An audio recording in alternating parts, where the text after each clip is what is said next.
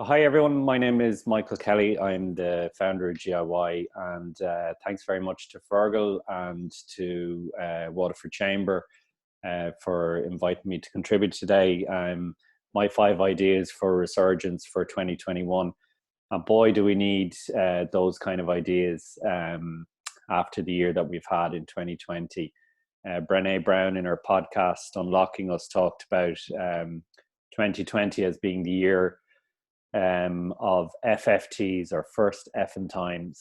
And, just because of the pandemic, it felt like we had, one new experience after another to try and grapple with. And I think that explains why it was such an exhausting year, and we kind of crave a return to the same old, which would be very, only natural to crave that given all that uncertainty. But I suppose we have to think about whether the status quo is something we really want to return to. When you think about, the impact we're having on our planet in terms of climate change and all of the injustice and inequality and, racial and gender inequality and ill health and so on that's out there.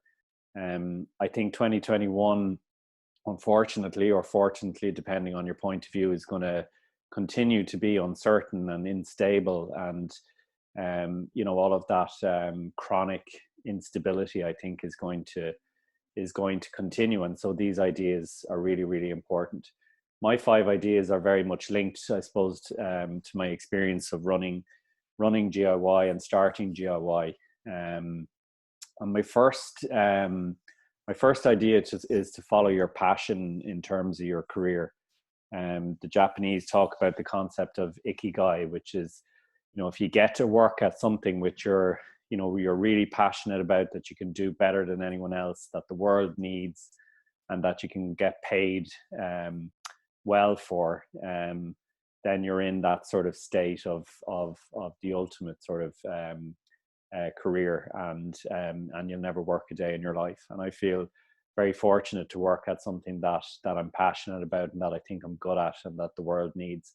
And basically, when I left IT and started GIY, starting something brand new and leaving a good job and a good pensionable salary to do something so deeply uncertain was absolutely terrifying. And I remember the sort of existential fear in my stomach, making that decision, and yet I'd absolutely never go back. So I think that's the first thing. If you've got that kind of itch that you need to scratch, then go do it, because life is short and the world is broad.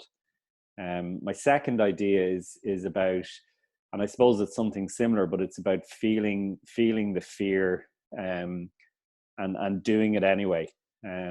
Joseph Campbell in The Hero's Journey, when you undertake something great in your life, I think you get challenged and you get tested. And for me, the one that I always remember is in 2016, when we were building GIY, Grow HQ rather, we got to a point towards the end where we were 300,000 euros short of our fundraising target to build it, and we had come to the point where we were waiting on a grant of about 150 grand, I think, that would allow us to sign the contract with the builder to go ahead and start the project. And I remember getting a phone call to say that we hadn't got the grant, and just that, that utter disappointment, that shattering disappointment that we had, and having to make a decision, are we going to stop? Are we going to wait until we get this money, or are we going to go ahead? And I felt, really strongly that we needed to go ahead and proceed and commit to it, to make it real. And so we made that decision to go ahead, even though we were 300 grand shy of our target. We signed the contract with the builder. Hope he's not watching this today. And it was a very fine line between being reckless and just, actually making that commitment and jumping off the cliff and doing it. And that's what we did. And of course, we found the money and did the project ultimately. So at some point, I think when you're faced with a big decision, you have to feel that fear and do it anyway, and go ahead and make the commitment to do it, even though it doesn't feel safe to do so. My third idea is I guess related to COVID, which is that I think entrepreneurs really thrive on uncertainty to a degree, and I think GIY, not just myself, but I think the people, the senior team in the organization, are entrepreneurs, and they do thrive on uncertainty. They may not like it as much, but they do thrive in it. And last year when we were tested, I mean, Grow HQ was closed for 3 or 4 months because of COVID. All our corporate business basically collapsed because we couldn't run growing programs for companies because they weren't, the people weren't at work. Our education program at Grow HQ just stopped overnight. And so we had to, adapt and completely change almost all aspects of our work. And what we noticed, I guess, was the retail side of things. Online retail just went through the roof between March and July of last year. Ended up about 350% in the year. And we completely repurposed our education program to put it online. And in a good year, we would get maybe 1,000 people to Grow HQ on an education course, and we were able to reach upwards of 8,000 people online last year because of that pivot. Overall, for the year last year, we ended up with a similar level of income, and certainly a hugely expanded level of impact. Compared to 2019, that's something I'm really, really proud of, given it was such a difficult year. So I think uncertainty, while it feels very uncomfortable, it can be you can still thrive, or at least survive in those times. My fourth idea is an idea for this year, which is a program we're calling Grow It Forward.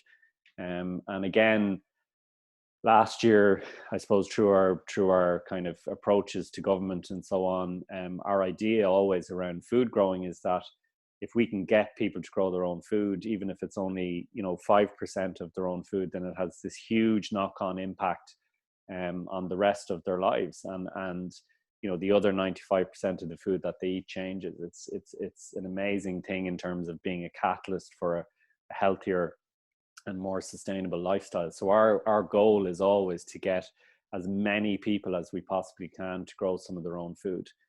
So we're always thinking about scale. How do you sort of get to huge numbers, not just clusters of 50 or 100 or 1,000 people.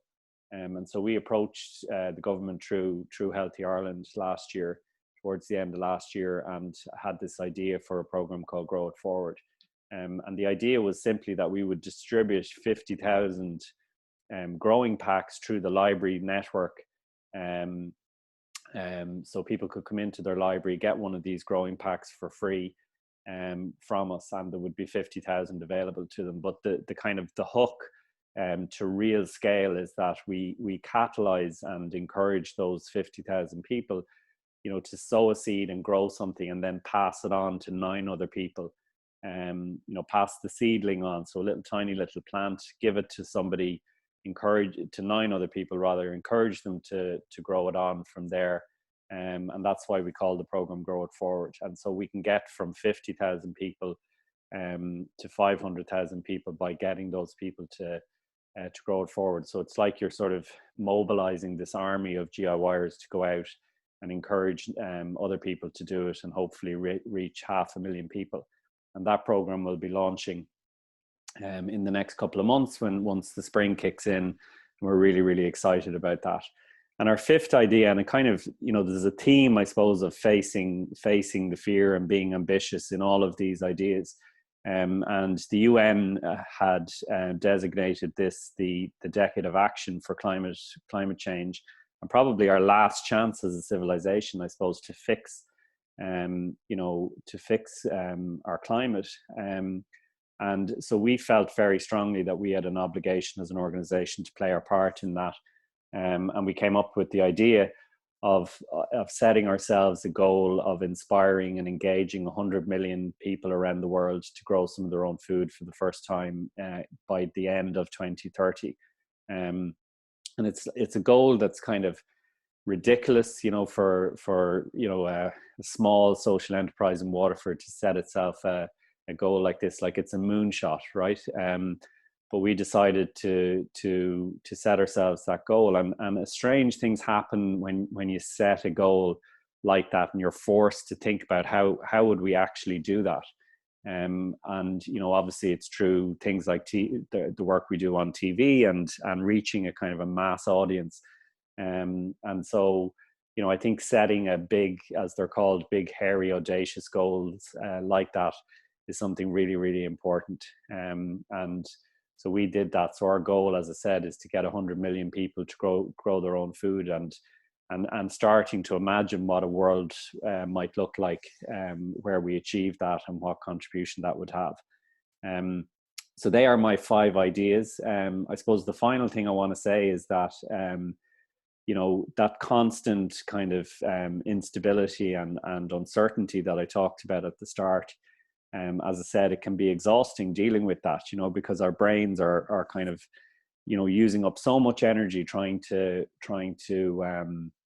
make those, adapt to those changes. And so my final thing to message to you today, which I hope is of use, is that to make your New Year's resolution, if you're into making them, to get fighting fit for a constant series of FFTs, and by fighting fit, that, you know, whatever that means to you, it could be something about, you know, making sure you stay fit and active, you get, you know, plenty of rest and sleep when you need it, give yourself time to recover, you know, connect, meditate, do your yoga, whatever it is that you do to stay fit, and hopefully we can continue to resurge and have an amazing 2021.